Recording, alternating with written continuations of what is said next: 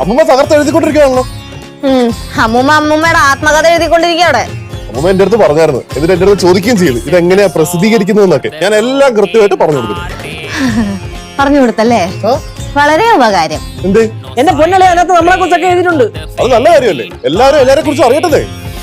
നല്ല കാര്യമാണ് എഴുതണമെങ്കിൽ കുഴപ്പമില്ല. എന്നെ കുറിച്ച് എഴുതിയേക്കണ ചാത്തന്റെ പേര് ഞാൻ പറയട്ടാ.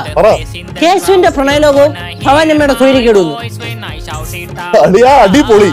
എടാ നീ ഉണ്ടല്ലോ, നീ നമ്മുടെ വരും തലമുറയ്ക്ക് ഒരു മാതൃകയാണ്. കടിക്കും കേട്ടോ, ഞാൻ വല്ലതും ചെയ്യും കേട്ടോ അതിനെ.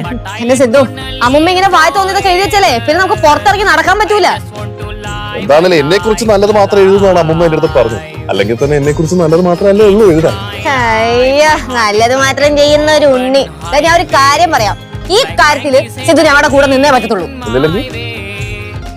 എന്നില്ലെങ്കിൽ അറിയണോ? ഞാൻ കൂടെ ഉണ്ടല്ലോ.